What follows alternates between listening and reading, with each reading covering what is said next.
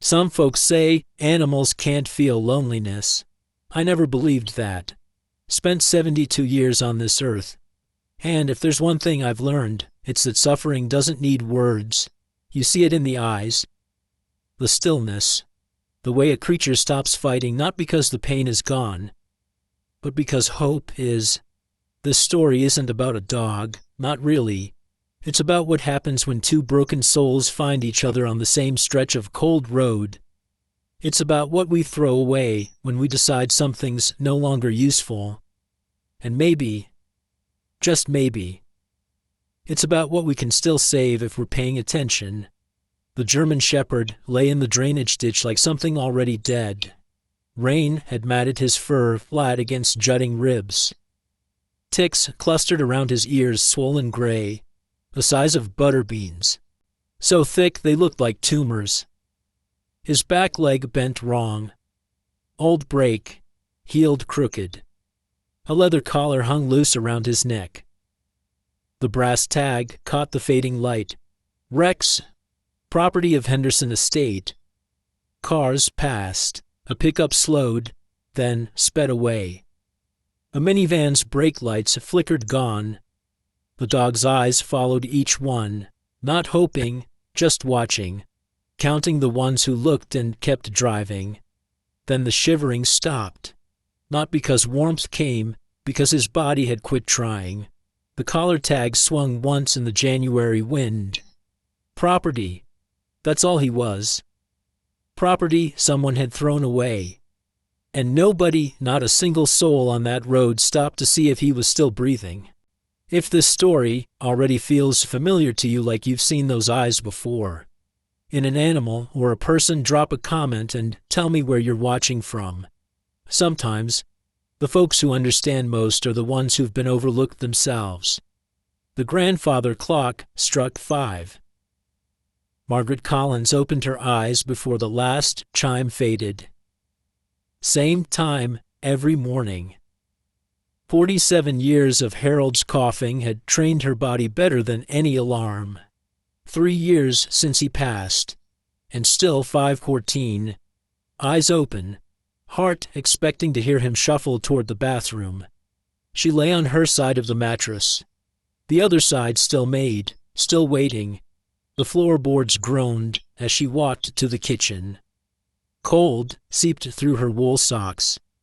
She filled the percolator enough for 2 cups, same as always, and watched the coffee darken through the glass knob. When it finished, she poured 1 cup, the other half went down the drain. Harold's lazy boy sat by the front window, angled toward the driveway. She'd never moved it.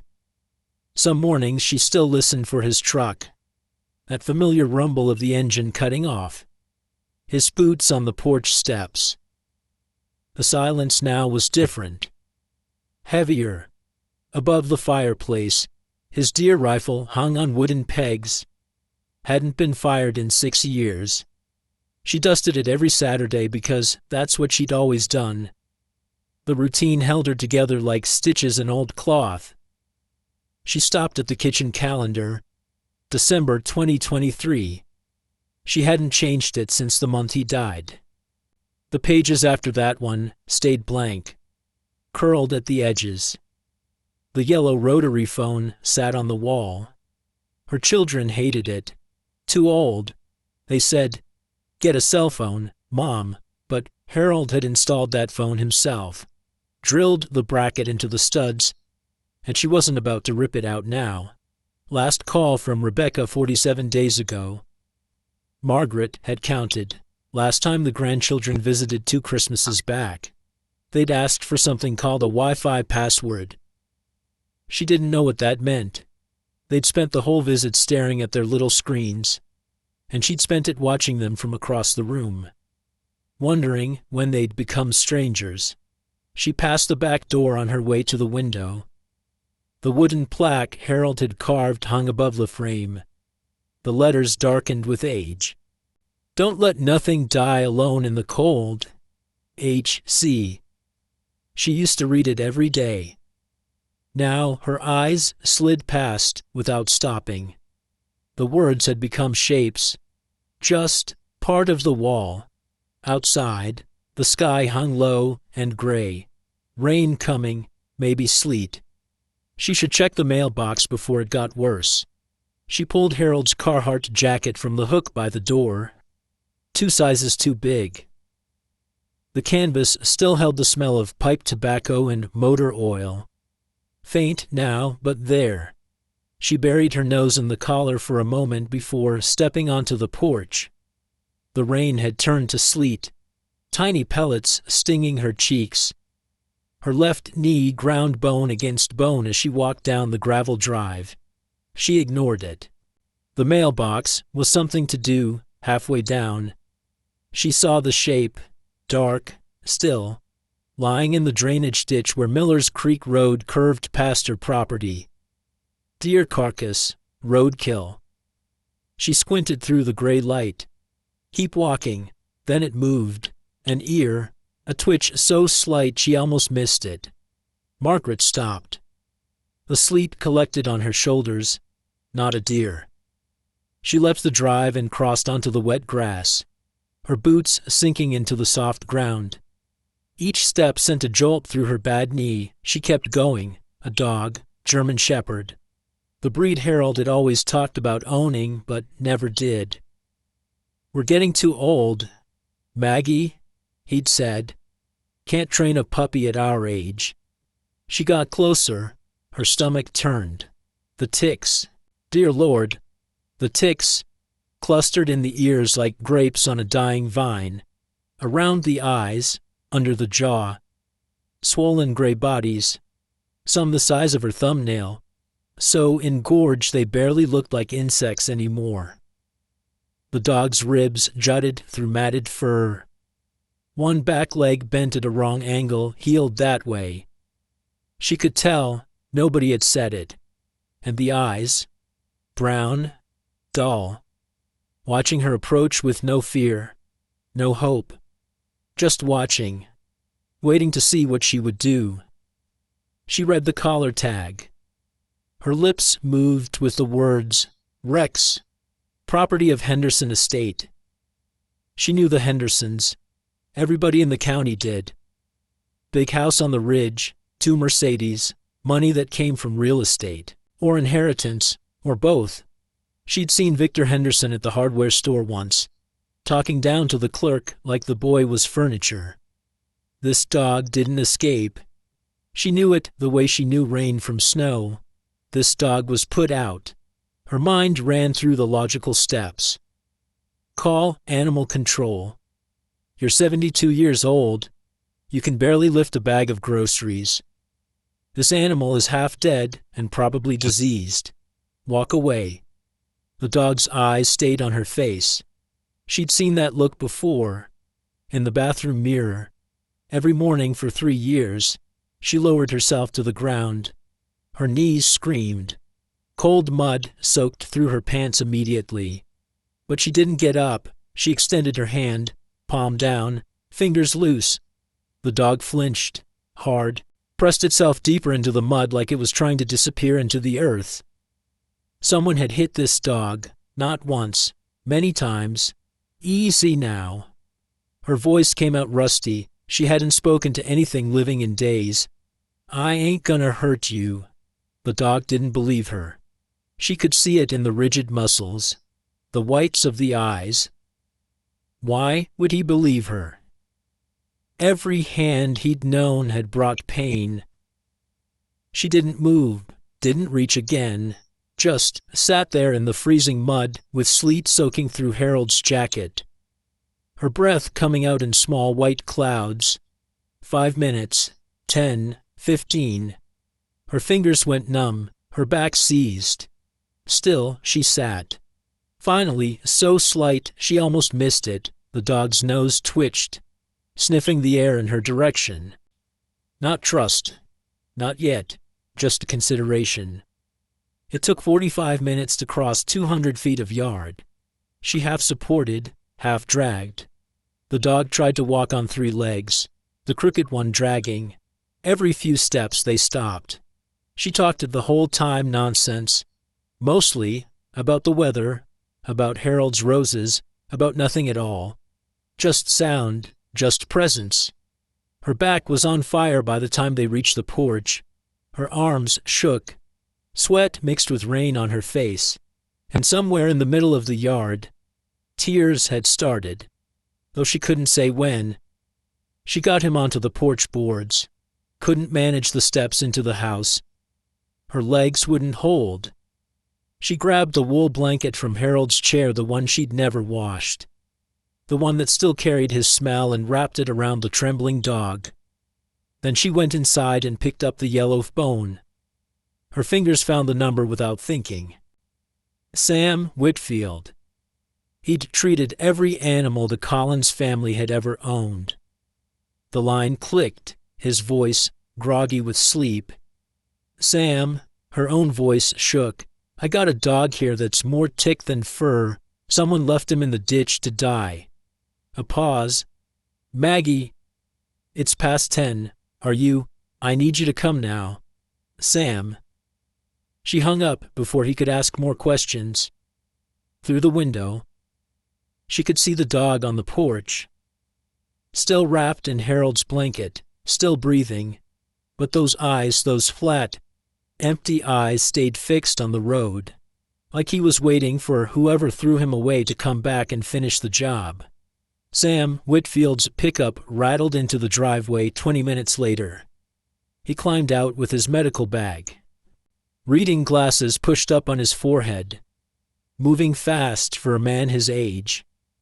He knelt beside the dog on the porch. His hands moved over the matted fur, gentle but clinical. Margaret watched his jaw tighten. Maggie. He didn't look up. This dog. He didn't finish, just kept working. She counted as he pulled ticks. He stopped counting at 200. There were more. Severe anemia, he said, malnutrition, dehydration, this back leg old break.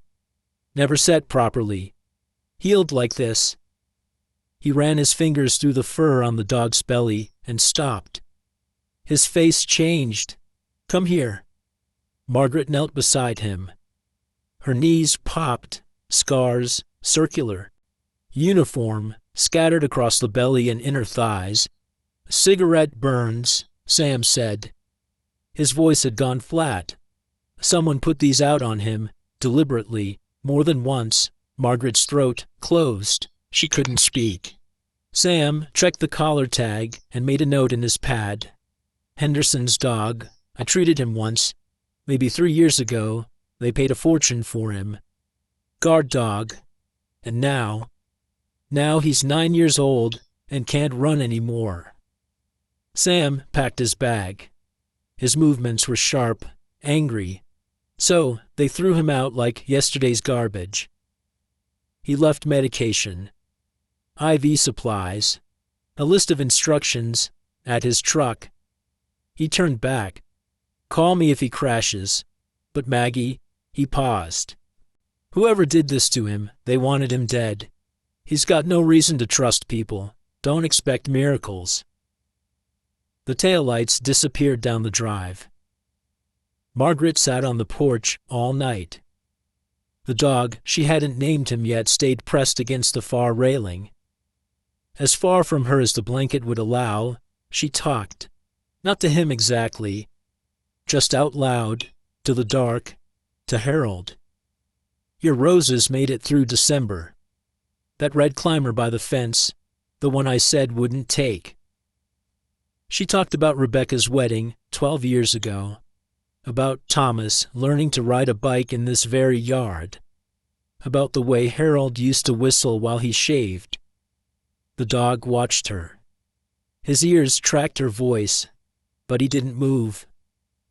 At 3 a.m, her eyes closed. She jerked awake at dawn, neck stiff, back aching. Something had changed. The dog was still by the far railing, but he was facing her now, not the yard, her. The next days blurred together. Day 2. She put food in a bowl, set it down, backed away 6 feet. The dog wouldn't touch it. She waited an hour. Nothing. Day 3, she ate her own breakfast on the porch. Didn't look at him, just ate. The dog watched. Day 4, he sniffed the food bowl, didn't eat, but sniffed. Day 5, he ate, standing as far from her as the porch allowed, eyes fixed on her the whole time. Ready to bolt, but eating. Day 6, she reached to change his bandage. He snapped at the air a warning. Not a bite. She pulled back, waited, tried again, slower. He let her. Day 7. He followed her into the house, stayed by the door. Wouldn't come further. But inside. Day 11. Margaret fell asleep in Harold's chair. The lazy boy by the window. The one she never sat in because it was his. She dreamed of nothing. Just warmth. Something woke her at 2 a.m. A weight against her foot, the dog, lying on the floor beside the chair. Not touching her but close, inches away. When he saw her eyes open, he didn't bolt, just looked at her. First time he'd chosen to be near her. Her chest tightened. She didn't move, didn't speak. Just let him stay. Day 12. She was filling his water bowl when the words came out. I gotta call you something. Can't keep saying dog. He looked at her. Head tilted. You ain't a Rex. That's a name for a king. She thought about it. You're more of a... Bruno. Yeah. You're a Bruno. His tail moved, once, a single wag. First time, she looked away so he wouldn't see her eyes watering. Ellie Patterson showed up that afternoon with a casserole dish in her hands and questions in her eyes. The casserole smelled like cream of mushroom soup and ground beef, the kind of comfort food Margaret hadn't made for herself in years. Ellie stopped dead when she saw the dog. Margaret Ann Collins. Her voice was sharp. Have you lost your mind? Nice to see you too, Ellie. You can barely take care of yourself. Now you're nursing a half-dead stray. He ain't half dead. Margaret took the casserole. He's getting better. And what happens when he doesn't? You gonna break your own heart all over again. Margaret set the dish on the porch railing. Her hands were steady. Hearts already broke. Ellie been broke 3 years. Silence hung between them. That's not what You know what the shelter does with old, sick dogs nobody wants. Margaret's voice stayed level. They put them down, and you know what? That's what everybody wants to do with old. Sick people too. Put us somewhere quiet and wait for us to stop being inconvenient. Ellie's mouth opened. Closed. This dog didn't quit. Margaret looked at Bruno. He was watching from the doorway, ears forward. Somebody quit on him. But he didn't quit. That's more than I can say for myself lately. Ellie left without another word. But she came back the next day with another casserole. And the day after that, by the end of the 2nd week. Bruno slept at the foot of Margaret's bed. He still flinched at sudden movements, still watched doors like threats might come through them. But he stayed. And Margaret noticed something else, something she hadn't expected. She was eating regular meals, getting dressed in the morning, humming while she filled his water bowl. She'd stopped waiting to die. Then the phone rang. The caller ID showed a number she almost didn't recognize. Atlanta area code, her daughter. 47 days of silence. And now Rebecca was calling. Margaret picked up the receiver. Her hand was steady, but her stomach wasn't. Mom? Rebecca's voice was clipped, distracted. Keyboard clicking in the background. We need to talk about the house. Margaret gripped the phone receiver. The plastic was cool against her palm. The house, she repeated. Tom and I have been talking. Rebecca's voice carried that clipped efficiency she used in business meetings. "It's too big for you. Mom, the upkeep, the stairs, the property taxes. We think you should consider selling. Find something smaller, easier." Margaret looked through the kitchen window. Harold's roses stood bare in the winter garden, wrapped in burlap against the cold. The porch he'd built with his own hands. The fence posts he'd sunk 30 years ago. "Your father built this place." "I know." "Mom." A sigh. The keyboard clicking stopped. "But Daddy's been gone 3 years. You can't just, what?" Silence on the line. "Hold on to everything forever." Rebecca's voice softened, but only slightly. "Look, I don't have time for this right now. Just think about it. Okay, I'll call you later." The line went dead. No goodbye, no "I love you." Just the dial tone humming in Margaret's ear. She placed the receiver back on the cradle. Slowly, carefully, like it might break. Bruno was watching from the kitchen doorway, head tilted, ears forward. "Don't look at me like that," she said. "Family's complicated." Her hands were shaking. She pressed them flat against the counter until they stopped. The next morning, she woke before dawn and lay still in the dark. Bruno's weight pressed against her feet through the blanket. He'd moved from the floor to the foot of the bed sometime in the night. She hadn't felt him do it. She got up, made coffee, 1 cup, poured nothing down the drain. At the kitchen table, she ate toast with butter, not standing over the sink. Sitting down. Bruno lay nearby, watching. She caught herself humming while filling his water bowl. Stopped when she noticed, then started again. Something was different. She couldn't name it, didn't want to examine it too closely. But the silence in the house felt less heavy now, less like a weight pressing down on her chest. Day 14. She reached to adjust Bruno's collar. His body tensed. She felt the muscles coil under her hand, but he didn't duck, didn't snap, just held still and let her fingers work the buckle. "Good boy," she said quietly. His tail moved, twice. Sam had said the anemia would take another month to fully resolve. Bruno's ribs still showed through his coat. Less than before, but visible. The crooked leg would never straighten. But he was gaining weight. His eyes had cleared. The hollowness in them was filling in, day by day.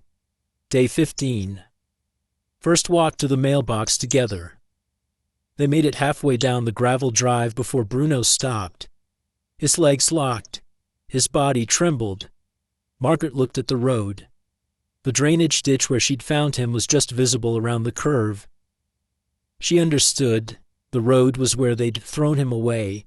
The road meant death. She didn't pull the leash, didn't coax, just turned around and walked back to the porch. He followed, pressing close to her leg. They sat on the steps together. She didn't say anything. Neither did he. Day 17. They tried again. He made it to the edge of the property before freezing. His whole body shook like he was standing in ice water. Margaret waited, counted her breaths. 1, 2, 3. Bruno took a step forward, then another. Halfway to the mailbox. Then he stopped, turned, and walked back toward the house. She followed without a word. Day 20. Cold morning, but the sun was out. First real sun in weeks. They walked together down the drive, Bruno's shoulder pressed against her knee the whole way. She could feel him shaking, but he kept moving. They reached the mailbox.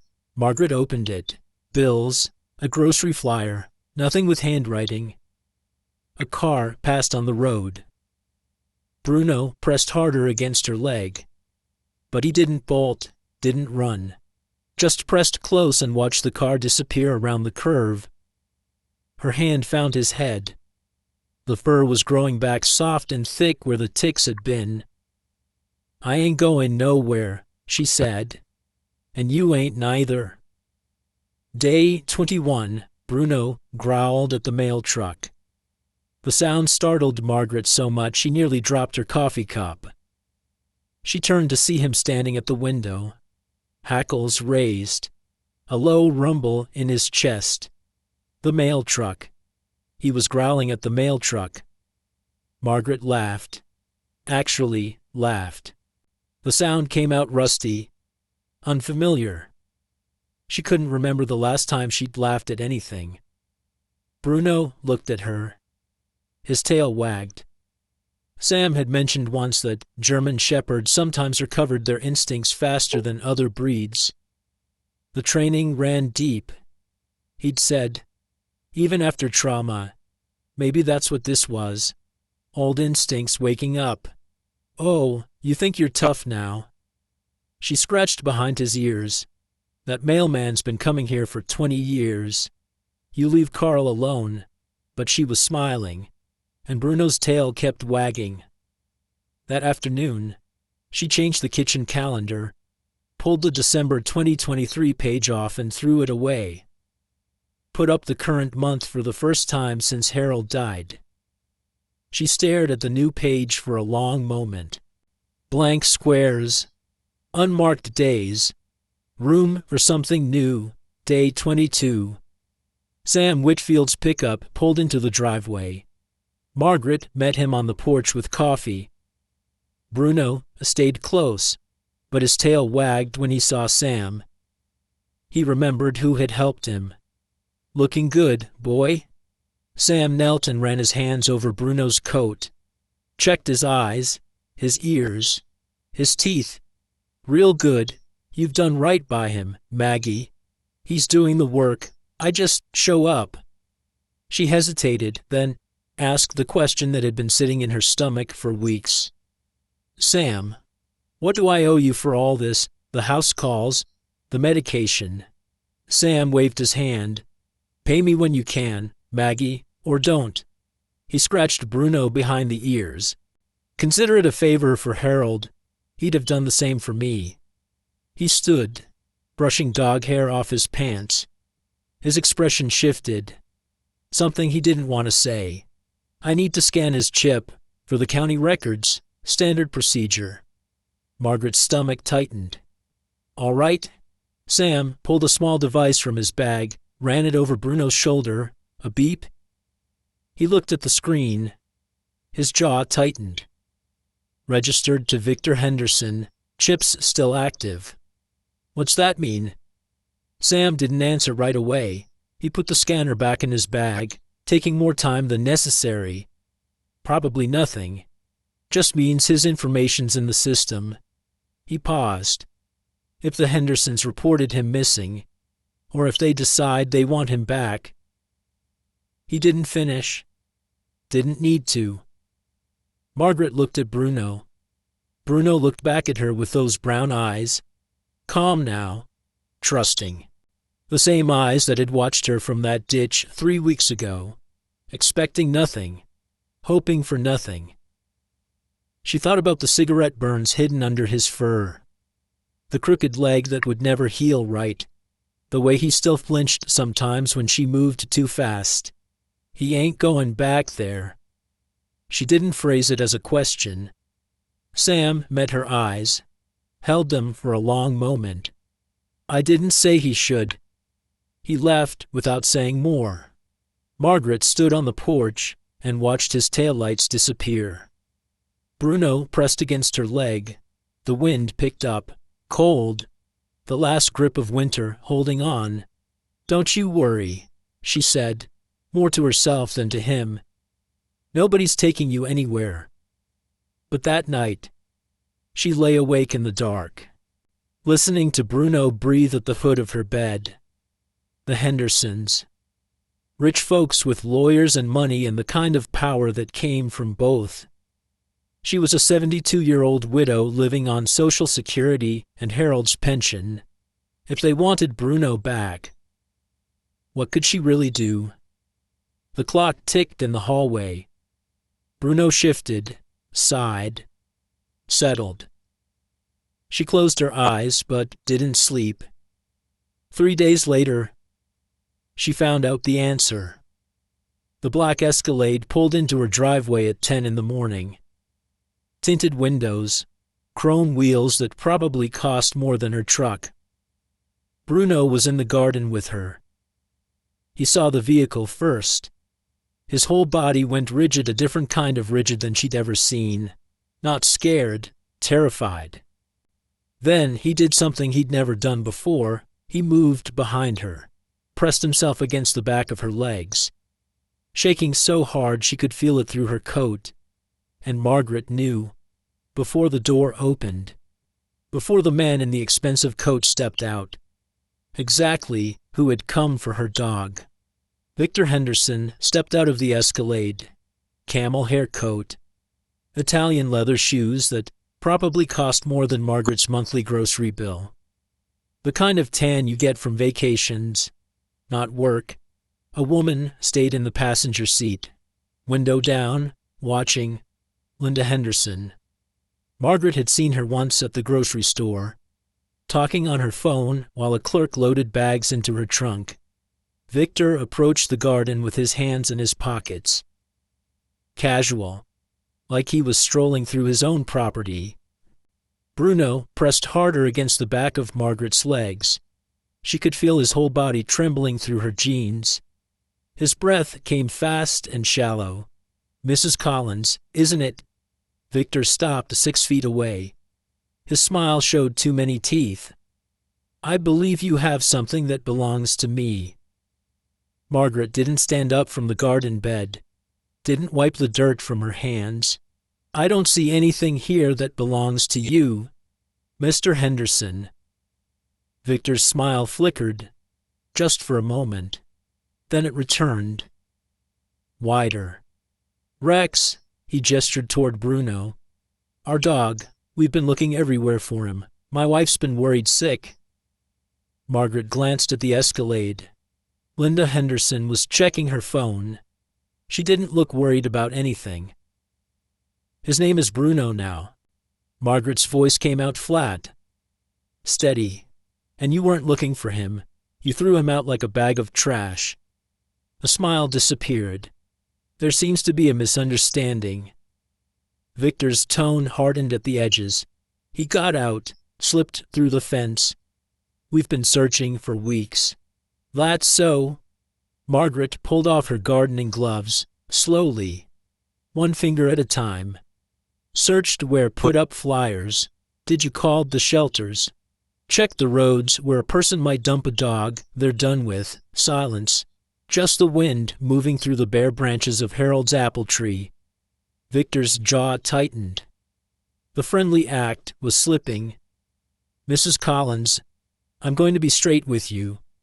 He took a step closer. "That dog cost me $3,000.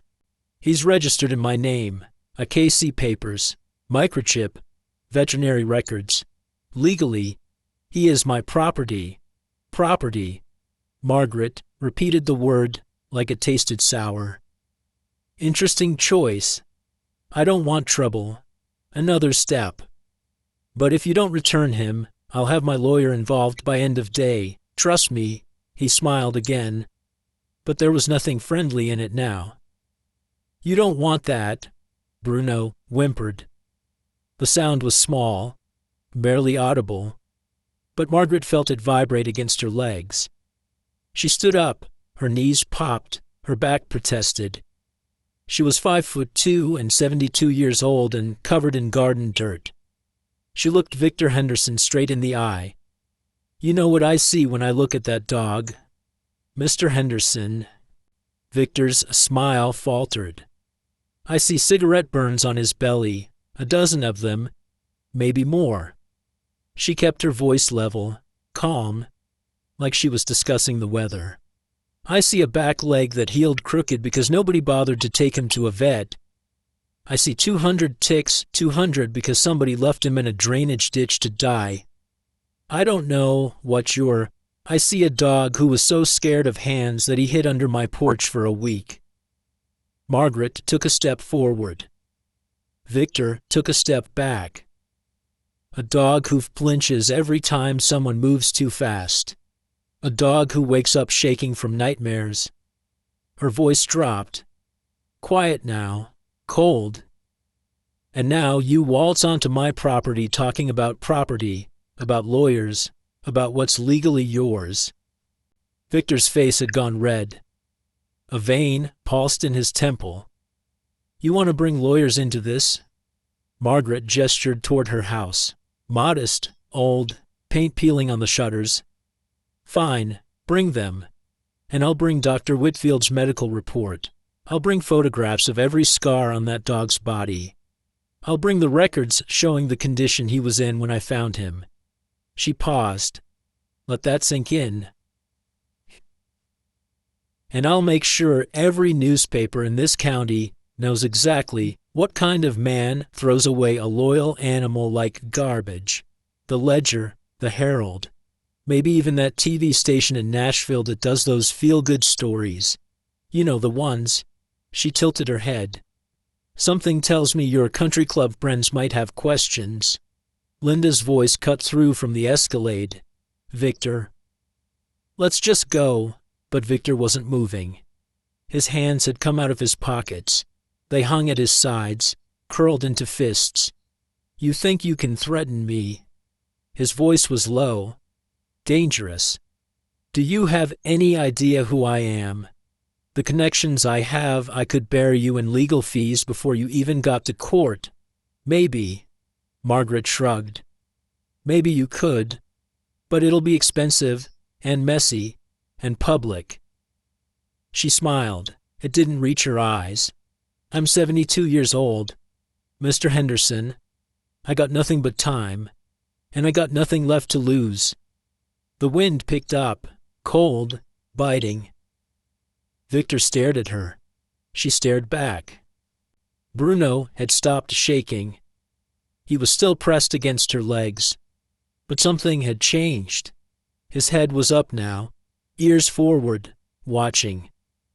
Victor, Linda again, sharper this time. Now. Victor's fists unclenched. He smoothed the front of his coat. When he spoke again, his voice was controlled, too controlled. This isn't over. Mrs. Collins, not by a long shot. He turned and walked back to the escalade. His shoes left prints in the soft ground of her lawn. He didn't look back. The engine started. The tires sprayed gravel as the vehicle pulled out of the driveway. Too fast, taking the curve toward the main road like something was chasing it. The sound faded. Silence returned. Margaret's legs buckled. She sat down hard on the cold ground, right there in the garden bed. The dirt soaked through her pants. She didn't care. Bruno moved around to face her. He nosed her hand, then licked her fingers once, quick, tentative. She put her arm around him, both of them shaking now. We showed him, didn't we? Her voice came out thin, wavering. Showed him good. But her hands wouldn't stop trembling. That night, she called Sam Whitfield, told him everything. Sam was quiet for a long time when she finished. Maggie. His voice was careful, legally. He might have a case. Dogs are property in Tennessee, if he can prove ownership. And he's got the paperwork. Then we prove abuse. She gripped the phone harder. The scars, the ticks, the condition you found him in. It's his word against yours. Sam sighed. Rich folks have good lawyers. They know how to make things go away, or drag them out until the other side gives up. Margaret looked at Bruno. He was lying on the floor by the kitchen door, watching her.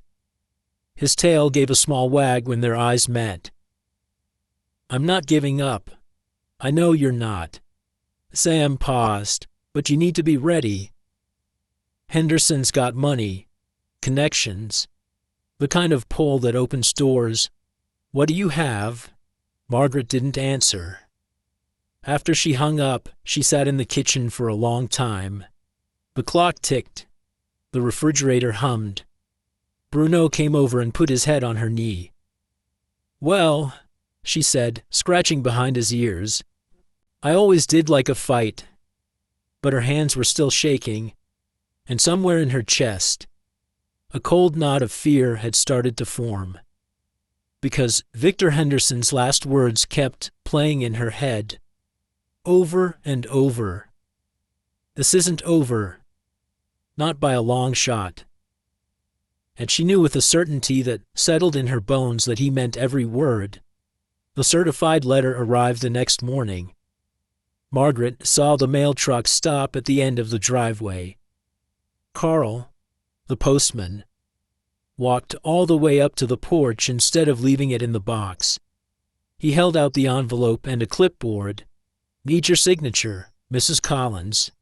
She signed. Her hand was steady. The rest of her wasn't. The return address was a law firm in Nashville, Walton, Burke and Associates. The envelope was thick, heavy with consequence. She sat at the kitchen table to open it. Bruno lay at her feet, watching. The letter was 3 pages. Legal language, dense and cold. She read it twice before the words made sense. Property of Victor and Linda Henderson. Registered microchip confirms ownership. Demand for immediate return of the animal designated as Rex. Failure to comply within 7 calendar days will result in legal action for theft of property. Enclosed a photocopy of the purchase receipt, $3,200. A K.C. registration papers. Veterinary records from 2018 showing a healthy dog, current on vaccinations. No mention of abandonment, no mention of the ditch, the ticks, the cigarette burns, just paperwork, clean, official, damning. Margaret's hands started to shake. The pages rattled against each other. She picked up the phone, dialed Sam's number from memory. "I got a letter," she said when he answered, "from Henderson's lawyers." She read it to him. Every word. Sam was quiet for a long moment when she finished. "I documented everything. Maggie, the ticks, the scars, his condition when you found him. But what? It's his word against yours. You found the dog on a public road. You can't prove they put him there." His voice was heavy, tired.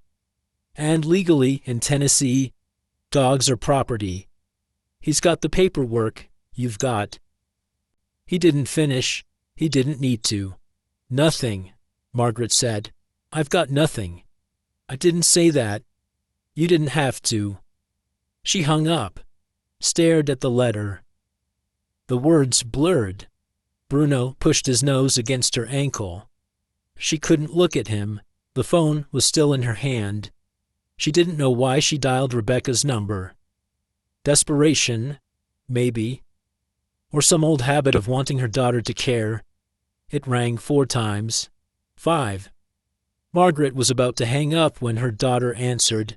"Mom, background noise, an office, people talking. I'm in the middle of something. Can this wait?" "No." Margaret's voice came out wrong, thin, old. "It can't." She explained. The dog, the Hendersons, the legal letter, the 7 days. Rebecca listened. Or maybe she didn't. Margaret couldn't tell. "Okay, look." Rebecca's voice sharpened with impatience. "Just give them the dog." Margaret's chest tightened. "What? Mom, you're 72 years old. You don't need a lawsuit. You don't need lawyers. Just let it go." "This dog, what about it, Mom?" Rebecca cut her off. "You've known it for 3 weeks. 3 weeks? You didn't even want a pet after Daddy died. Remember, you said it was too much trouble. Things change. Yeah, they do." Rebecca's voice carried an edge now. Something bitter underneath. "People get old, Start making decisions that don't make sense. That's kind of my point. The words hit like a slap. Is that what you think? Margaret's hand squeezed the receiver. That I don't make sense anymore. Silence. Then a sigh. When Rebecca spoke again, her voice was tired but not kind. Mom, I love you, but this whole thing, the dog, refusing to sell the house, living out there all alone, it's not rational. Tom and I have been worried. We've been trying to figure out what to do with you. What to do with you? The words echoed in Margaret's skull. What to do with you? Like she was a problem to be solved, a mess to be cleaned up, an inconvenience to be managed. I see. Her voice sounded far away, like someone else was speaking. Mom, I didn't mean no. Margaret swallowed hard. I think you did. She hung up, set the phone on the cradle. Gently, carefully, didn't throw it, didn't cry. Just stood there in her kitchen, 72 years old, alone, and understood for the first time how completely she had been erased from her own children's lives. She drove to the county clerk's office that afternoon, some desperate idea about understanding her options, filing a complaint, doing something. The parking lot was half full. She recognized some of the cars, small town, everybody knew everybody's business. She pushed through the glass doors. The fluorescent lights buzzed overhead. 3 people waited in plastic chairs, a woman with a toddler, an old farmer in overalls, a young man filling out forms, and there, at the counter, stood Victor Henderson. His lawyer was beside him, a woman in a gray suit, sharp-featured, expensive haircut. They were speaking to the clerk in voices loud enough to carry. Just want to resolve this peacefully, the lawyer was saying. An elderly woman, clearly confused, has been keeping our client's dog for several weeks now. We're trying to recover the animal without causing undue distress. We're not angry, Victor added. He wore a mask of concern, practiced and smooth. We understand, at her age, these things happen, confusion, poor judgment. We just want our dog back. Margaret froze 2 steps inside the door. The woman with the toddler glanced at her, then at Victor, back at Margaret. The farmer in overalls looked away. Everyone in that room knew exactly who they were talking about. Victor noticed her. His face arranged itself into an expression of worried sympathy. Mrs. Collins. He stepped toward her. We were just talking about you. Are you feeling all right? You look tired. He glanced at the others in the room, making sure they were watching. Is there someone we should call family? Maybe. The lawyer smiled, thin lips, no warmth. We're happy to arrange transportation if you're having difficulty, she said. This must all be very overwhelming. Margaret's mouth opened. Nothing came out. She saw herself through their eyes. Old, alone, confused. A woman who couldn't take care of herself, who made irrational decisions, who needed to be handled. The toddler fussed. The mother shushed him, not looking at Margaret. The farmer studied his boots. The young man with the forms stopped writing and watched. Curious, like she was a show. Heat rushed to Margaret's face. Her ears burned, her hands hung useless at her sides. She turned and walked out. Didn't say a word, couldn't. The parking lot was too bright. The winter sun reflected off windshields and hurt her eyes. She couldn't find her truck. Couldn't remember where she'd parked. She walked in circles for 2 full minutes before spotting it. Inside, she gripped the steering wheel and stared at nothing. Her reflection in the rearview mirrors stared back. Old woman, pale, lost. She drove home. Didn't remember the drive. Night came, She didn't turn on the lights, didn't eat, didn't move from Harold's chair. Bruno lay at her feet. He hadn't left her side since she'd come home. Everything pressed down. The children who saw her as a problem. The rich man who would take Bruno away. The town that would whisper about the crazy old widow who stole dogs. The world that looked at her and saw nothing worth keeping. Her back screamed from sitting so long. She barely noticed. She sat in the dark for hours. Sometime past midnight, her eyes found the fireplace, the rifle mounted above it. Harold's deer rifle, the one he'd taught her to shoot 30 years ago. She got up, took it down.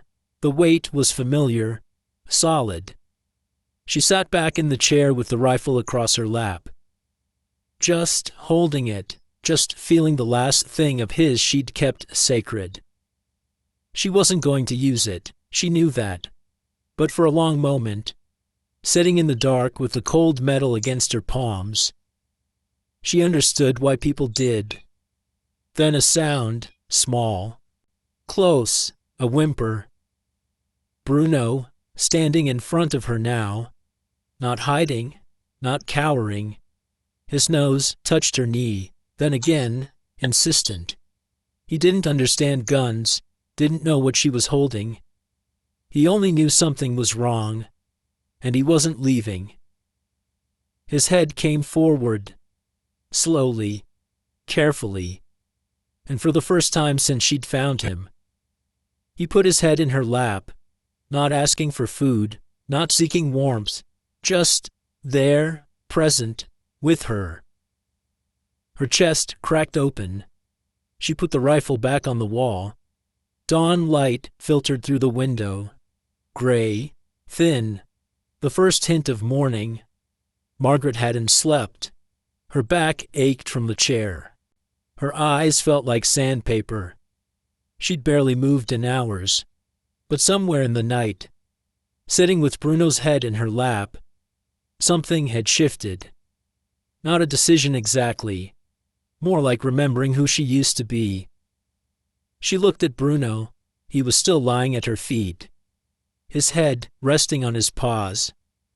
When he saw her eyes on him, his tail moved once, twice.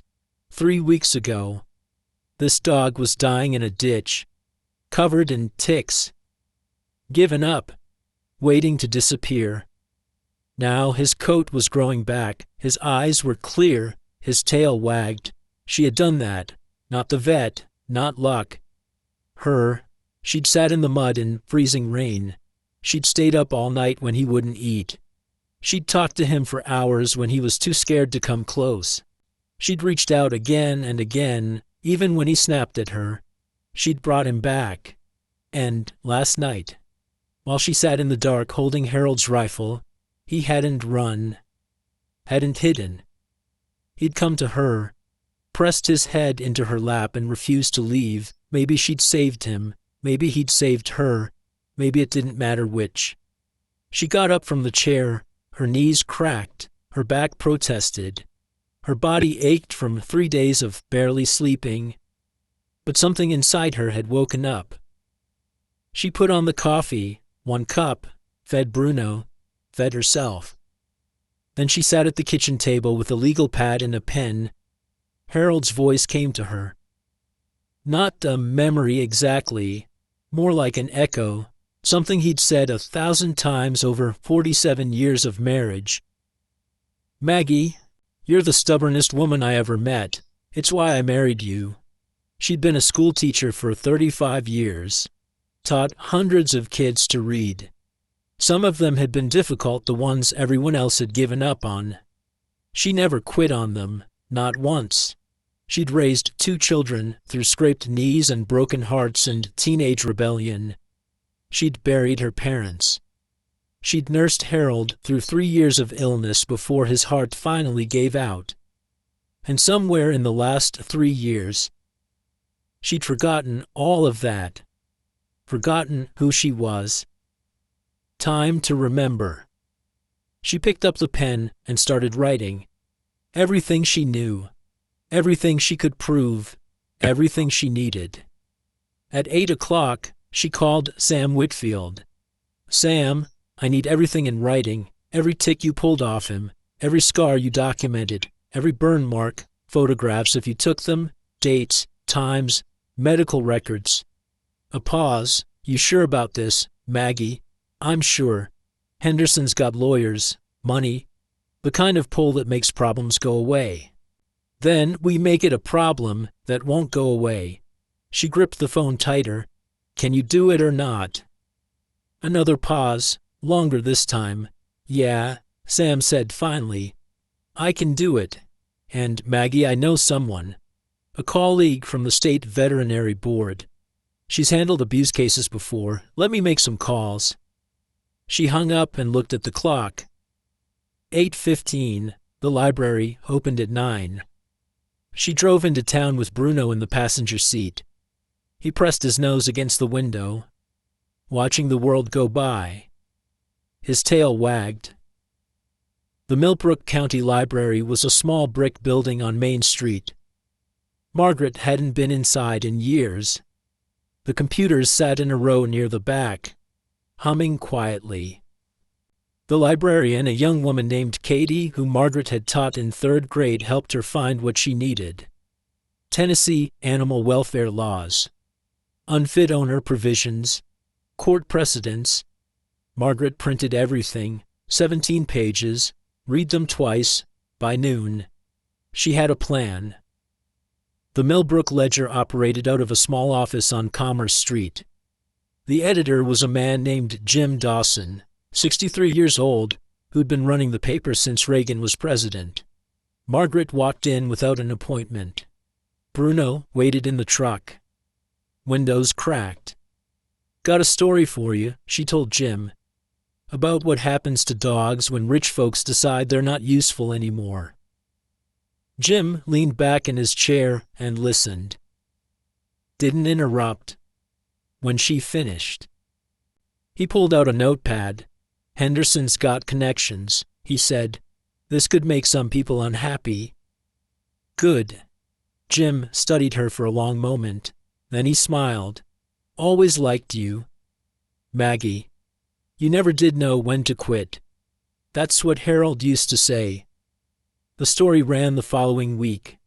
Front page, below the fold. Local woman rescues abandoned dog. Faces legal battle with wealthy owners. There was a photograph. Margaret on her porch, Bruno beside her. She hadn't known they were taking it. She wasn't smiling, just standing there, one hand on Bruno's head, looking straight at the camera. The response came slowly at first. Day 1 after the article, Ellie called. Saw the paper. What do you need? Nothing yet. I'll let you know. Day 2. The postman brought a casserole with the mail. Wife made it, Carl said. She says that dog's lucky to have you. 2 women showed up at her door that afternoon. Margaret didn't recognize them at first. Then one of them spoke. Mrs. Collins. You probably don't remember us. You taught us in 3rd grade, Jennifer Marsh and Susan Bell. Well, Susan Porter now. Margaret stared. 2 little girls with pigtails. Now grown women with gray in their hair. We remember you, Jennifer said. You helped me learn to read when everybody else said I was too slow. We figured it's our turn not to give up on you, Susan added. They stayed for coffee, made phone calls, helped Margaret organize her documents into a folder. Day 3. Sam Whitfield arrived with his documentation and a woman Margaret didn't recognize. This is Dr. Patricia Hayes, Sam said. State Animal Welfare Board. I called in a favor. Dr. Hayes looked at Sam's photos, at the medical records, at the timeline. Her expression hardened as she read. This is compelling, she said. Circumstantial, but compelling. If it goes to court, Henderson will have to explain how a healthy dog ended up in a ditch with 200 ticks and untreated injuries. Even Sheriff Davis stopped by that afternoon, unofficially. "Can't take sides in a civil matter," he said, standing on her porch with his hat in his hands. "But between you and me, this ain't the first complaint about the Hendersons. Nothing ever stuck, but," he shrugged. "People talk." Margaret thanked him. Didn't ask for more. That evening, she sat on the porch with Bruno. The sun was setting, painting the sky orange and pink. "Didn't expect all this," she said to him. "Didn't expect any of it." He leaned against her leg. His tail swept the porch boards. The phone rang at 7 the next morning. Different tone this time, different caller. A woman's voice, professional, clipped. "Mrs. Collins, this is Patricia Walton from Walton, Burke and Associates. I represent Mr. Henderson." Margaret's hand tightened on the receiver. "Mr. Henderson is willing to discuss a resolution." The lawyer paused. "Perhaps we were hasty in our initial approach." "Is that so?" "He's prepared to sign over ownership rights to the animal in exchange for discretion regarding the media attention." Margaret understood. The story was killing them. Legal costs adding up. Country club friends asking questions. Reputation crumbling. The math had changed. "Tell Mr. Henderson that Bruno is staying with me." Margaret's voice was steady. "Tell him if he sets foot on my property again, I'll make sure every person in this county knows exactly what kind of man leaves a loyal dog to die in a ditch." Silence on the line. "And tell him," she paused. "Let the words settle. I'm done being invisible." She hung up. Bruno was watching from the kitchen doorway. His tail wagged. "Well," she said, "that's that." No more letters came. No more phone calls.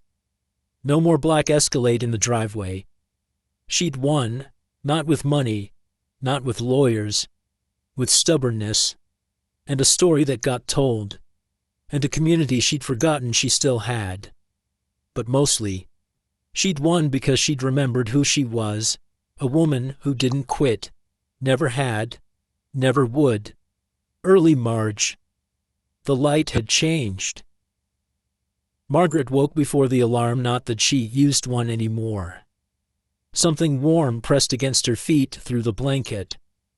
Bruno. It moved from the floor to the foot of the bed weeks ago. Now she couldn't imagine sleeping without the weight of him there. She lay still for a moment, watching dust motes drift in the gray morning light. The house was quiet. But it was a different kind of quiet now, not empty, just peaceful. Bruno's nose nudged her hand. All right. She pushed back the covers. "I'm up." The floorboards were cold under her feet. She didn't rush to put on socks, just walked to the kitchen, feeling the grain of the wood, the familiar creak of the third board from the bathroom door. She made coffee, 1 cup, and didn't measure for 2 anymore. The habit had finally broken. Bruno sat by his bowl, tail sweeping the floor in slow arcs.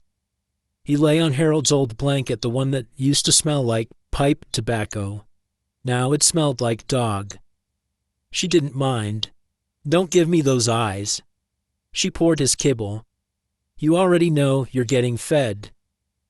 He ate like he always did now, steady, calm, not watching the door, not flinching at sounds.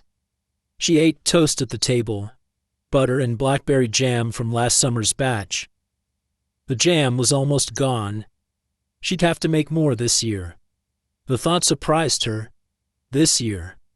Planning for a future she hadn't believed in 2 months ago. Outside, the garden was waking up. She pulled on Harold's jacket, still too big, still smelling faintly of tobacco, and stepped onto the porch. The air had changed, softer. The bitter edge of winter was fading. She walked to Harold's rose beds, Bruno padding behind her. The bushes were still bare, but green was pushing up through the brown. new growth, tiny buds forming at the joints. Look at that, Harold. She knelt and pulled back the burlap she'd wrapped around the base. Your climber's coming back strong. Bruno sniffed at the soil, dug at it once with his paw. Hey, no digging. He looked at her. Dug again. You're doing that on purpose. His tail wagged. She laughed. The sound still surprised her sometimes. But it came easier now. They walked to the mailbox together. Bruno didn't hesitate at the edge of the driveway anymore. He walked ahead of her just a few steps, but leading, watching, protecting. The road didn't scare him now. She wondered if it ever would again. Some wounds heal, some just stop bleeding. Carl's mail truck came around the curve. Bruno's ears perked up, but he didn't growl. Progress. Morning, Mrs. Collins. Carl handed her the stack. Morning, Bruno. Bruno's tail wagged. He'd learned the mailman meant no harm. Morning, Carl. She flipped through the envelopes, bills, a flyer for the hardware store, a letter from Medicare, and a postcard from Atlanta. She turned it over, Rebecca's handwriting. Small, neat. The same careful script she'd learned in Margaret's kitchen 30 years ago. Mom. Thinking about visiting next month. Will call soon, R. That was all. No apology, no explanation. Just 7 words and a promise to call. Margaret studied the postcard for a long moment. A photograph of the Atlanta skyline on the front. Impersonal, generic. But she'd written, she'd reached out. It wasn't forgiveness, it wasn't reconciliation. It was a crack in the wall, small, uncertain. Maybe enough. She tucked the postcard in her pocket and walked back to the house. The phone rang that afternoon. Margaret picked it up on the 3rd ring. She knew who it was before she heard the voice. Mom? Rebecca? A pause, uncomfortable, heavy with things unsaid. I got the article, Rebecca said. Someone at work sent it to me, from the ledger. Did they? Mom, Rebecca stopped, started again. I didn't know about how bad things were, about the dog, about you. Margaret leaned against the kitchen counter. Bruno watched from his spot by the door. You didn't ask. No. Rebecca's voice cracked slightly. I didn't. I was dealing with my own stuff. Mark and I are having problems. Work's been a nightmare. And I stopped paying attention. Margaret didn't say anything. Let the silence stretch. I'm sorry. The words came out rough, unpracticed. I know that doesn't fix anything, but I'm sorry. Margaret looked out the window. Harold's roses. The bare branches of the apple tree, the sky. Blue for the first time in weeks. It doesn't fix anything, she said. You're right about that. Silence. But it's something. She shifted the phone to her other ear. It's a start. Another pause, longer this time. Can I come meet Bruno? Margaret thought about it. Really thought. You can come, but don't expect me to make a fuss. I've got things to do now. A small laugh from the other end. Surprised, almost relieved. Okay, Mom, I'll call first. You do that. She hung up. Stood there for a moment with her hand on the receiver. Bruno came over and pressed his head against her leg. Don't get excited, she told him. She might not even show, but something had loosened in her chest. Just a little. Ellie came by late that afternoon with a package wrapped in brown paper. Saw this and thought you should have it. She handed it over with a knowing look. Margaret unwrapped it at the kitchen table. Inside was a frame, and in the frame, a photograph. Her and Bruno on the porch. The one from the newspaper article. She studied it for a long moment. She wasn't smiling in the photo. just standing there, one hand on Bruno's head, looking at the camera. Her face was lined, weathered, old. But there was something in her eyes, something she hadn't seen in her own reflection for 3 years. She looked alive. "I look old," she said. "You look like yourself." Ellie smiled. First time in a long while. Margaret set the frame on the mantel, next to Harold's photograph, next to the faded pictures of Rebecca and Thomas's children, the grandkids as babies. A new addition, not replacing anything, just joining. Evening came slow and soft. Margaret sat on the porch in her old rocking chair. The radio played through the open window Harold's country station. She'd started turning it on again last week. Bruno lay beside her, not at her feet anymore, beside her, close enough to touch. The sun sank behind the hills, painting everything gold and pink. The air smelled like thawing earth and the first green things pushing up through the soil. She rocked slowly. The chair creaked in rhythm. "You know," she said, "not really to anyone. I spent 3 years waiting to die. Didn't even know I was doing it. Just waiting, going through the motions."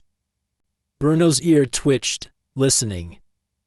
"Then you showed up, half dead in a ditch, looking at me like I was the last person on earth who might give a damn." She scratched behind his ears. He sighed and leaned into her hand. "Turns out we were both waiting. Both of us thrown away. Both of us forgotten." The last light faded. The first stars appeared, faint against the darkening sky. "Reckon we found each other just in time." Bruno shifted, rested his head on her foot. His weight was warm and solid. Out in the garden, she could just make out the shape of Harold's rosebed in the dusk. And there, small, barely visible, the first red bloom of spring was starting to open. Margaret closed her eyes, not tired, just content. For the first time in 3 years, she wasn't waiting for anything. She was already home. There's a certain weight that settles after a story like this one. Not heavy, exactly, more like something familiar finding its place again. The quiet ache of watching someone nearly disappear and then, somehow, finding their way back. Many of us have known that feeling. The slow fade of being unseen, the way days start to blur when no one's waiting for you to come home. Some of us have sat in that silence longer than we'd ever admit. Some of us are sitting in it still. And perhaps you recognize something in Margaret, or in Bruno, or in the space between two broken things learning to lean on each other. It's all right if this story stirred something that doesn't have a name. Not everything needs to be understood. Some feelings are allowed to rest exactly where they are unfinished, unresolved, but no longer alone. That's enough. That's always been enough. Thank you for staying until the end, and thank you for carrying this story with you, even just for a little while.